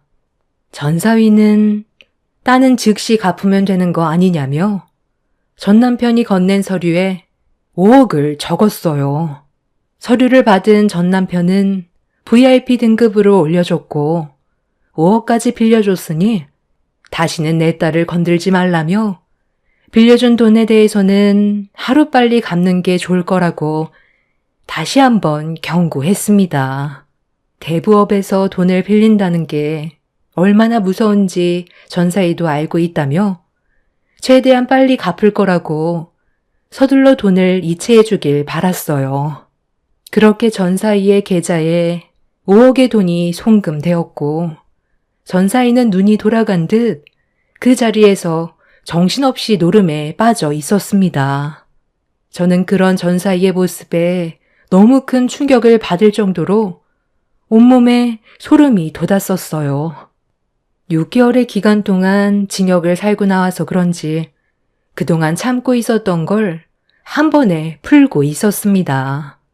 그 모습을 보고 있는데 전 남편이 볼 일이 끝났으니 자리에서 일어나자며 저를 데리고 밖으로 나왔어요. 저는 전 남편의 행동을 이해할 수 없어 왜 그런 짓을 했냐고 물어보자 저런 놈은 결국 집안까지 말아먹을 놈이라고 달콤한 냄새에 미끼를 물었으니 절대로 빠져나올 수 없다고 걱정하지 말라면서 저를 집으로 돌려 보냈습니다. 전 남편은 전사이가 집안을 말아먹게 될 거라는 걸 알고 있었던 것 같아요. 그리고 그날 이후 전사이는 빌려준 5억의 돈을 전부 잃게 되었고 눈덩이처럼 빚이 불어난 그 돈을 감당하지 못한 전사이는 결국 전 사돈들에게 손을 벌려 살고 있던 집까지 전부 처분하게 되었습니다. 그런데도 재벌은 남 못 준다고 돈을 갚았음에도 정신을 차리지 못한 전사이는 또다시 다른 대부업을 이용했고 이 문제로 전 사돈댁이 전사이를 악착같이 막으려 하자 이미 눈에 뵈는 게 없던 전사이는 자기를 막는다는 이유로 집에 불을 질렀고 두 사돈들은 화재 사고로 인해 세상을 떠나게 되는 불행을 겪게 되었어요. 전사이는 두려움에 도망을 치다 붙잡히게 되면서 평생 세상 밖으로 나오지 못할 징역을 선고받게 되었습니다. 전 남편도 이 문제로 경찰의 조사를 받게 되었고 전사이가 하던 노름앱에 대해 전 남편이 전부 설명하게 되면서 폐쇄 조치가 되었습니다. 그리고 관계되어 있던 사람들 또한 전부 연행이 되었죠. 통제가 되지 않던 전사이에게 만약 저희 가족이 계속 끌려다녔다면 더 큰 화로 다가왔을 겁니다. 전사인은 징역을 살면서도 정신 차리지 못할 겁니다. 그런 놈은 세상 밖으로 나오면 안 된다고 생각해요. 재활용될 수 없는 쓰레기는 하루빨리 폐기 처분해야 되는 게 맞는다고 생각합니다. 전 남편이 이번 사건에 개입을 하지 않았다면 제 딸의 안전은 보장받기 힘들었을지도 몰라요. 전 남편의 방법이 옳은 건 아니었지만 세상의 법에는 구멍이 많다는 걸 알고 있기 때문에 제 딸을 지키기 위해 이런 선택을 했다고 생각합니다. 한 사람의 잘못된 행동 때문에 많은 사람들에게 피해를 주게 되었고 평생 상처로 남게 되는 안타까운 사건이었습니다. 정말 기억하고 싶지도 않네요. 제 사연 들어주신 분들의 주위에 만약 노름에 빠져있는 지인이나 가족이 있다면 영 끊고 사는 게 현재의 가족을 지키는 길이니 하루빨리 정리하시길 바랍니다. 감사합니다. 안녕하세요. 저는 40대 초반 여자입니다. 몇 달 전에 한 통의 문자를 받게 되면서 엄청난 사건이 눈앞에 펼쳐지게 되었는데요. 어떻게 그런 일을 저지를 수 있는지 도저히 받아들이기가 힘이 들어 사연을 신청하게 되었습니다. 지금으로부터 8년 전에 남편과 결혼을 한 지 얼마 되지 않았을 때 형님에게 전화가 왔고 수화기에서 들려온 목소리는 상당히 심각했었어요. 시모가 횡단보도를 건너시던 도중에 사고가 나셨는데 달려오던 차량의 속도가 느린 편이 아니라서 위중하시다는 소식을 무방비 상태로 듣고 말았습니다. 옆에서 운전 중이던 남편은 너무 놀랐는지 갓길에 차를 세운 뒤 핸드폰을 건네받아 어디 병원으로 입원을 하셨는지 위치를 물어본 다음 차를 돌려 급하게 병원으로 향하게 되었어요. 수술실에 도착하자마자 남편은 시모의 몸 상태에 대해 형님에게 물어봤는데 형님은 과다출혈과 함께 골절상도 심해서 연세가 있으셨던 시모의 몸으론 버티기가 힘이 들 것 같다는 진단 결과를 들을 수 있었습니다. 그렇게 12시간의 긴 수술 끝에 병실로 옮겨진 시모는 언제 깨어나실지 모를 만큼 심각한 상태셨고 수술을 담당했던 의사 또한 의식을 되찾으시는 건 언제가 될지 모른다고 시모의 의지에 달려있다는 말을 듣게 되었습니다. 형님도 사고 소식 접했을 당시 엄청난 충격으로 다가왔었다며 손을 떨고 있었어요. 남편은 시부의 뒤를 따라가지 말라며 빨리 일어나시라고 시모의 손을 잡으며 쉬지 않고 눈물을 쏟아내고 있었습니다. 그날 이후 시간은 계속해서 흘러갔고 저희는 교대하면서 병원에 갈 수 있는 상황이 될 때마다 시모의 건강 상태를 확인했어요.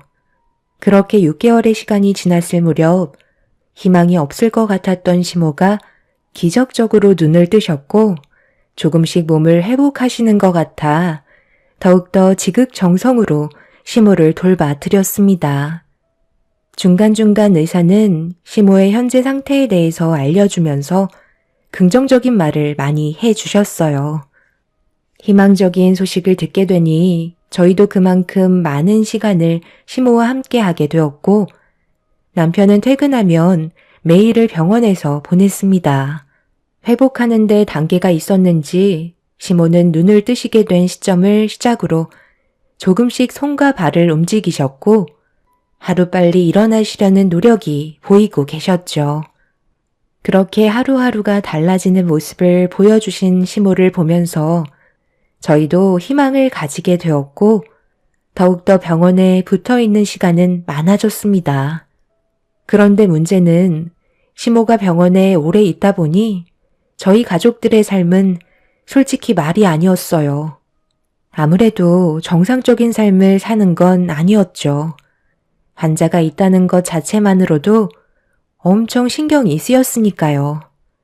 그런데 시모가 건강을 되찾아 가시면서부터 형님 내에는 병원을 방문하는 횟수가 조금씩 줄어들기 시작했고 점점 여러 가지 핑계를 대더니 2, 3일에 병원을 찾던 형님 내외는 언제부터인가 한 달에 한 번도 보기 힘들 정도로 병원을 찾아오지 않았어요.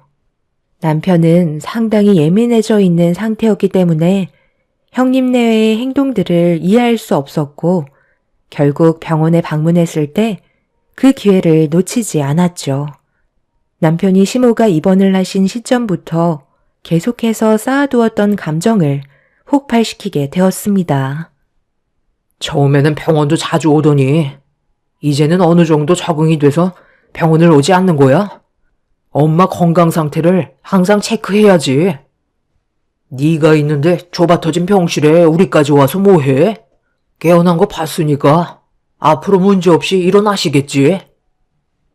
우리는 거리가 있어서 여기까지 오는 건 쉽지 않잖아요.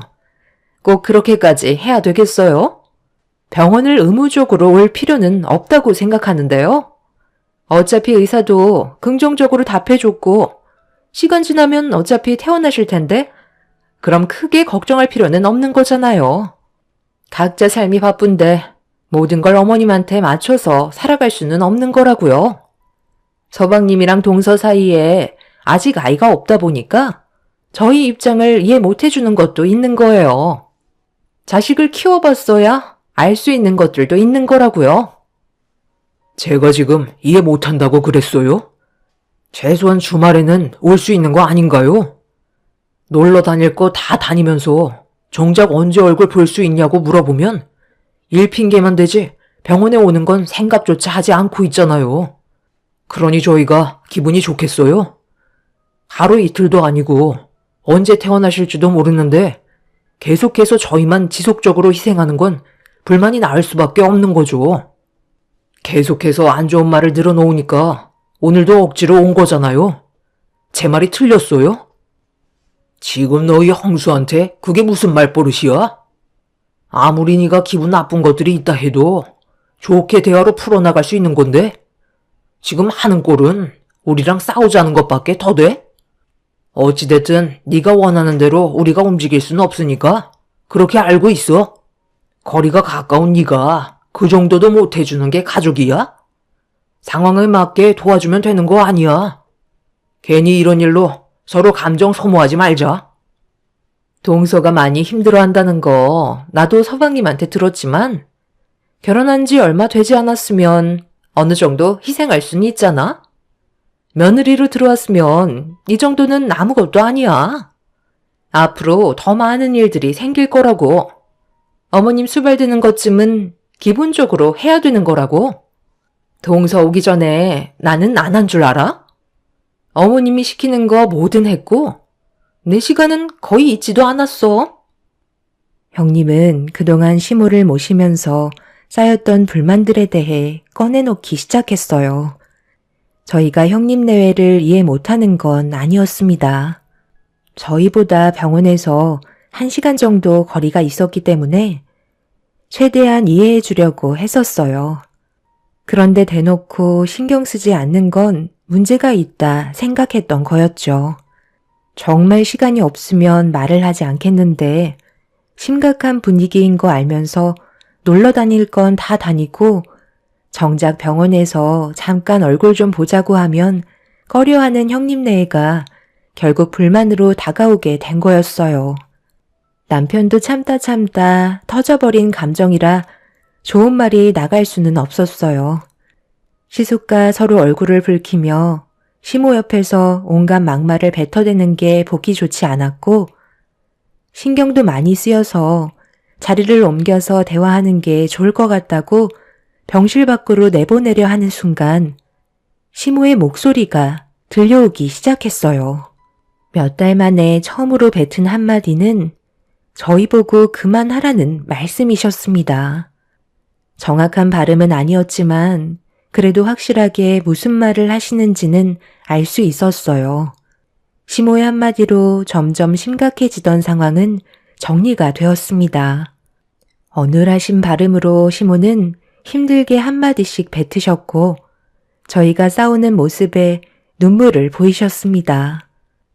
형님 내외는 안 좋아진 감정 탓이었는지 나중에 다시 오겠다며 병실문을 박차고 나가버렸어요.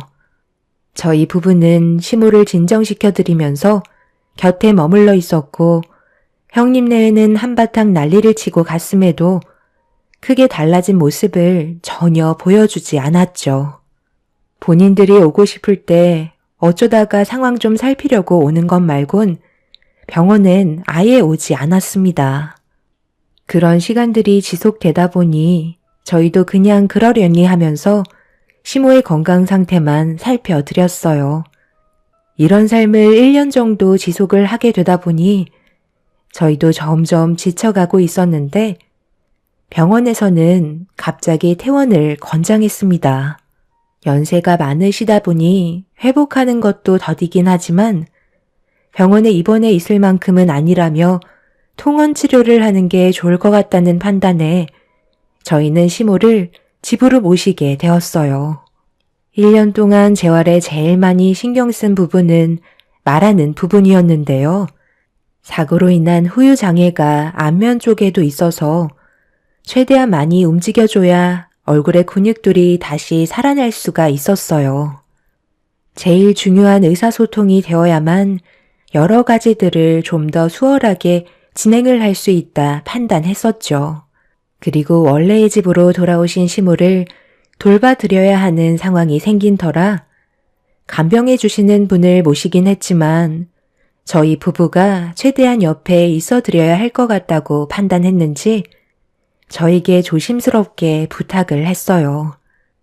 무슨 말을 하려는 건지 짐작하고 있었기 때문에 이미 마음의 준비는 하고 있었죠. 남편의 부탁에 대해서 거부하지 않았고 저희는 시모를 전적으로 돌봐드려야 한다는 판단하에 시댁으로 들어가게 되었습니다. 시모가 집으로 돌아오고 어느 정도 상황 정리가 끝나자 그제서야 형님 내외는 시모의 얼굴을 뵈려 시댁으로 찾아왔네요. 형은 정말 끝까지 이기적이다. 엄마가 태어난 지 한 달이 넘었는데 이제야 모습을 보이는 거야? 형은 엄마 자식이 아니야? 바쁘게 살다 보면 그럴 수도 있는 거지. 일단 어머니 얼굴 뵈러 온 거면 된 거 아니야? 그 입 좀 다물고 있지. 내가 너를 보러 온 것도 아니고 어머니 얼굴 좀 뵈러 온 건데 왜 네가 잔소리인 건데? 한 번만 더 형한테 대들면 나도 그냥 넘어가진 않을 거다. 가만히 있으니까 적당이라는 게 없어. 오래간만에 얼굴 보는 만큼 그냥 조용히 넘어가자. 동서, 그동안 고생 좀 많이 했나 봐. 얼굴살이 아주 쏙 빠졌네. 사람 하나 돌보는 게 쉬운 문제는 아니지? 어머님, 저희 왔어요. 그간 잘 지내셨어요? 요즘 일이 너무 바빠서 시간을 내기가 쉽지 않더라고요. 서운하신 건 아니시죠? 뭐 하러 왔어? 그냥 너희들 할 거 하면서 살면 되는 거지. 많이 바쁜데 억지로 올 필요는 없다. 나는 하루하루 좋아지고 있으니까 걱정하지 말고 간간히 생각날 때 얼굴이나 비추면 그걸로 된 거다. 이왕 온 거 저녁이나 먹고 가라.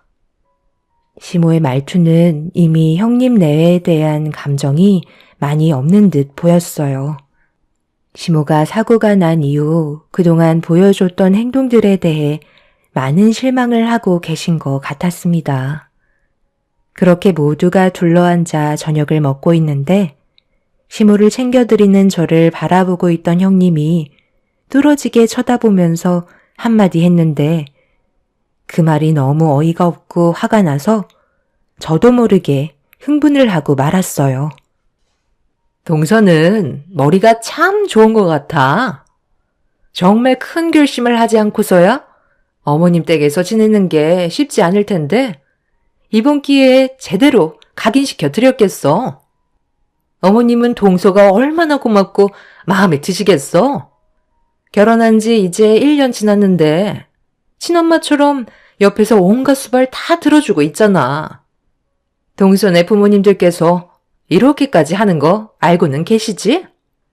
어떻게 보면 안쓰럽기도 하는데 반대로 생각하면 이번 기회에 제대로 한 건 하려는 게 내 눈엔 딱 보이거든. 어머님께서 살고 계신 이 집을 중심으로 주변 집값이 상당히 많이 오르고 있는데 혹시 그거 알고 들어온 거야? 이런 의심하고 싶지 않은데 조금의 고민도 하지 않고 어머님을 보살펴 드리겠다고 들어온 걸 보면 이 집을 동서의 소유로 만들려는 계획 아니야? 솔직히 내가 이런 말 하는 거 서운하게 생각하지 않았으면 좋겠어. 누가 봐도 동서가 그런 식으로 행동하려는 게 보인다니까? 그래서 이참에 궁금해서 물어본 거야. 내 입장에서는 아무리 많은 돈을 준다 해도 누구를 보살펴 드릴 수 없을 것 같거든. 그에 따른 스트레스가 내 몸을 망치는데 돈이 중요하겠어? 그런데 동서를 보면 항상 돈을 따라가는 것 같아서. 이건 정말 내 개인적인 생각이야. 지금 이 집 시세가 한 20억 정도 잡혀 있는 걸로 아는데 어머님이 언제까지 사실지 아무도 모르잖아? 너무 돈을 쫓아가려 하지 마. 어차피 이 집은 동서의 소유가 될 수 없다는 거 알지? 재산이란 모두 공평하게 나눠야 하는 거라고. 나중에 동서가 어머님을 보살펴 드렸다는 게 어느 정도 플러스 요인이 되겠지. 하지만 그 금액이 크진 않다는 거야. 왠 줄 알아? 이 집의 장남이 바로 이 사람이잖아. 모든 재산은 장남이 더 가져가게 되어 있거든. 지금 이 자리는 식사하는 자리인 거지 재산 얘기를 하는 곳은 아닌데요. 그리고 형님은 벌써부터 그런 생각을 가지고 계신 거였어요. 저는 정말 조금도 그런 생각을 해본 적이 없었는데 돈에 대한 집착이 저보다 형님이 더 큰 것 같은데요. 제가 여기에서 어머님 보살펴 드리고 있으니까 이 집이 저희 부부의 소유가 될까봐 엄청 불안하신가 봐요. 그럼 형님이 들어오셔서 어머님 보살펴 드리면 되잖아요.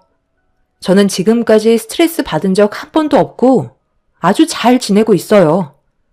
오히려 형님이 오셔서 스트레스를 받고 있는 거죠. 식사 다 하셨으면 이만 일어나실까요? 저희도 일찍 정리하고 쉬어야 하거든요. 어머님 다 드셨으면 방으로 모셔드릴게요. 당신은 아주버님이랑 형님 배웅해 드려. 가시는 건 못 볼 것 같아요. 그럼 살펴가세요.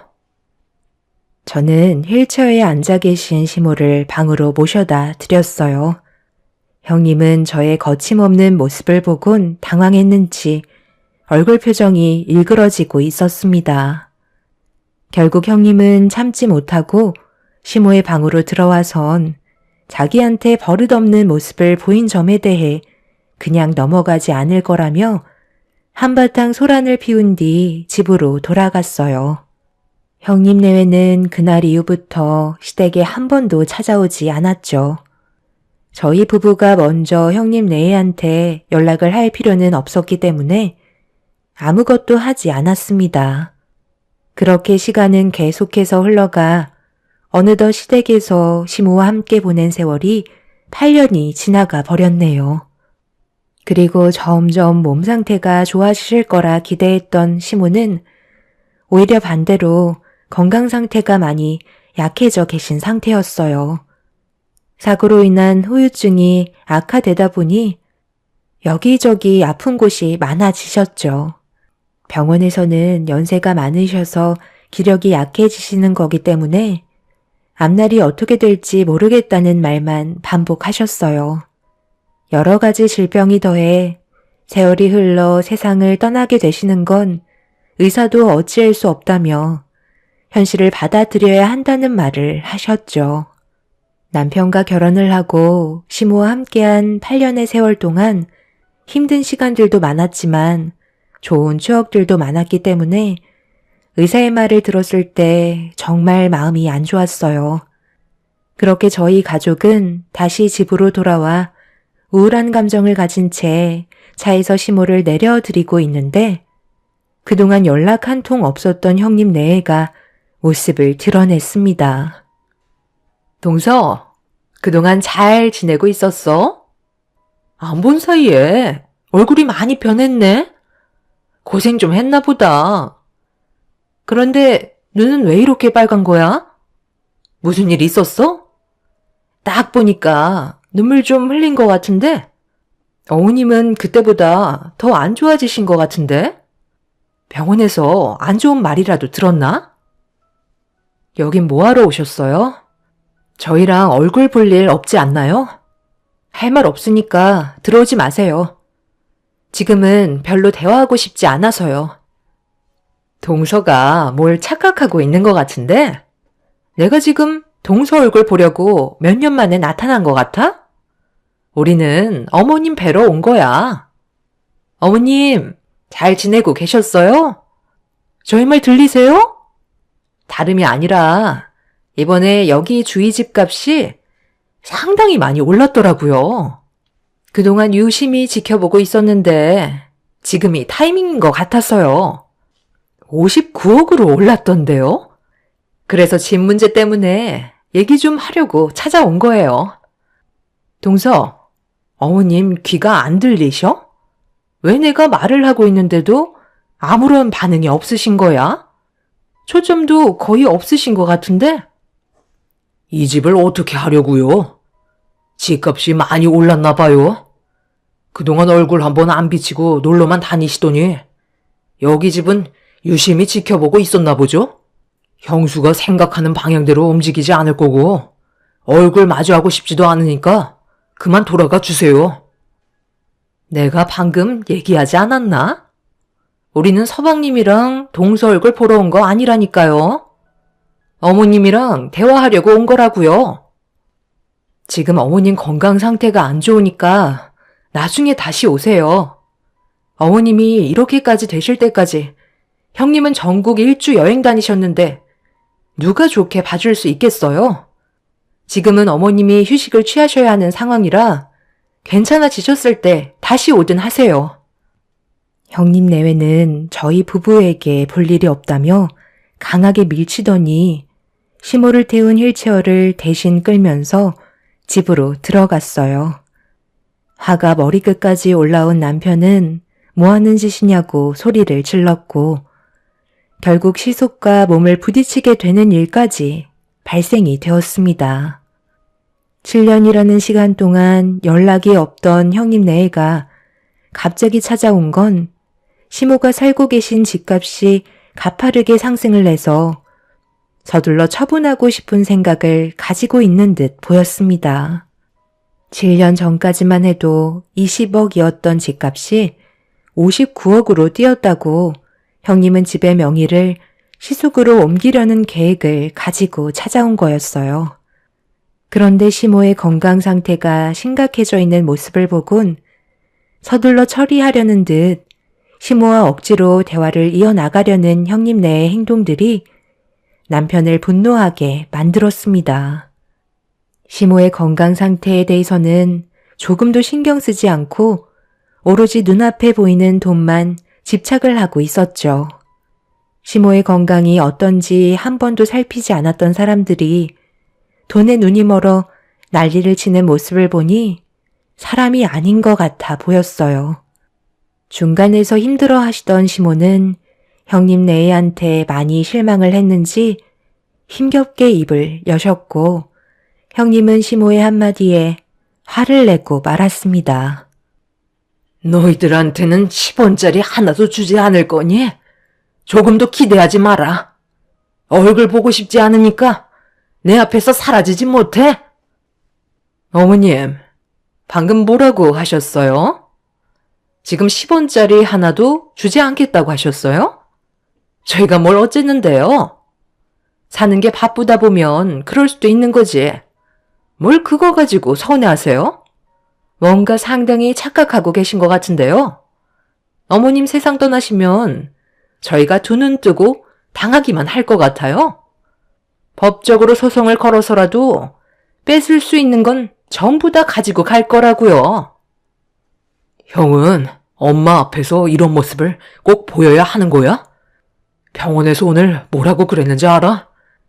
엄마가 연세도 있으셔서 사고가 난 이후부터 좀처럼 회복을 하지 못하고 계셨는데 시간이 지날수록 기력이 떨어지다 보니 점점 약해지셔서 건강 상태가 더욱더 안 좋아지셨다고 했소. 세월은 비켜갈 수 없다며 마음 편히 떠나실 수 있게 남은 시간 좋은 추억 많이 남겨드리라고 했는데 형은 지금 자식으로서 엄마한테 못 볼 꼴을 보이는 거라고. 차라리 얼굴 안 비치는 게 형은 효도하는 거야. 그러니까 제발 좀 그만 돌아가. 여보, 괜히 서방님의 말에 휘둘리지 마. 그렇게 해봤자 좋을 거 하나 없다고. 집안의 장남인 당신이 많이 가져가는 건 당연한 거라니까. 서방님, 지금 어디서 감성팔이를 하고 있는 거예요? 돈 앞에서는 원래 가족도 없는 거라는 거 몰라요? 나도 이 집에 대한 소유권을 주장할 수 있는 사람이야. 네가 아무리 그런 식으로 말을 해도 나는 조금도 변하는 거 없다. 어머니, 그냥 이 집 저희한테 주고 조용히 세상 떠나시면 되겠어요. 그래야 자식들 간에 얼굴 붉히는 일이 없을 거 아니에요? 저희가 계속 싸우는 모습을 보고 싶으신 건 아니시죠? 편히 눈 감으시려면 저희가 원하는 대로 해주셔야 할 거예요. 무슨 말인지 아시겠어요?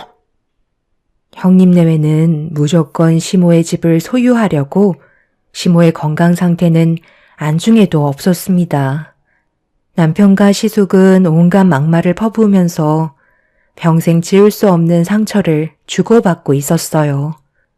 결국 일이 이렇게 되다 보니 저 또한 좋은 말이 나갈 수 없었고 집안이 아수라장이 되어가기 시작하자 시모는 그만하라면서 온 힘을 다해 목소리를 높이셨네요. 그리곤 잠시 뒤 충격적인 말을 듣게 되었습니다. 시모는 형님 내외에게 집을 주겠다는 약속을 하셨어요. 남편과 저는 말도 안 된다며 절대 그렇게 하지 말라고 당황해하고 있었습니다. 그 대신 조건이 있다. 이 집을 너희들한테 줄 테니까 나도 바람 좀 세게 해주면 좋겠구나. 작은 애들과는 그동안 함께 보낸 시간이 많지만 너희들과 보낸 시간은 내 몸이 이렇게 되고 난 이후부터 한 번도 없었잖아. 내 마지막 부탁이다. 일주일이라도 좋으니까 너희들이 다니고 있는 천국 일주 나도 좀 데리고 다녀줬으면 좋겠다. 59억의 집을 주겠다는데 이 정도는 해줄 수 있잖아. 어차피 나한테도 남아있는 시간도 많지 않은 것 같은데 너희들 싸우는 것도 보고 싶지 않고 바람 좀 쐬면서 마지막 순간을 맞이하고 싶은데 내 부탁을 들어줄 수 있겠니? 그렇게만 해준다면 이 집을 너희한테 넘겨주도록 하마. 그 정도는 당연히 해드릴 수 있죠. 이 집의 소유가 저희들께 된다는데 그 정도도 못 해드리겠어요? 걱정하지 마세요. 당신도 그렇게 할 수 있잖아. 어머님이 우리와 여행 한번 가보는 게 소원이라고 하시는데 당연히 해드려야지. 안 그래? 엄마는 지금 정상이 아니라고요. 언제 어떻게 될 줄 모르는 몸 상태로 어디를 가시겠다는 거예요? 차라리 저희와 함께 하세요. 형이랑 형수가 뭘 해줄 수 있을 거라 생각하는데요. 오히려 막대할 수도 있다고요. 여행은 저희랑 다닐 수 있잖아요. 오늘이라도 너희들과 함께 생활하고 싶은데 어떻게 생각하니? 그렇게 해줄 수 있는 거지? 그럼 너희 집으로 출발하도록 하자. 남편은 절대 안 된다며 난리를 쳤지만 시모는 저희를 바라보시지 않았어요. 시숙은 남편을 밀치면서 시모를 시숙의 차에 급하게 태워드렸고 형님도 곧장 차로 올라탄 뒤 서둘러 출발을 하려고 분주하게 준비를 하고 있었습니다. 남편은 시숙의 멱살을 잡으면서 절대 못 보낸다고 끝까지 난리를 쳤지만 시모가 남편과 저에게 화를 내면서 큰아들과도 시간을 보내고 싶다며 나중에 전화한다고 버럭 화를 내셨습니다. 시모는 처음으로 저희 부부에게 무서운 얼굴로 화를 내셨고 시모의 그런 모습에 당황한 저희는 더는 아무 말도 하지 못했네요. 결국 시모는 형님 내외의 차를 타고 출발을 하게 되었습니다. 저도 그렇지만 남편도 불안에 떨며 시모와 떨어진 거에 대해 많은 걱정을 하고 있었어요.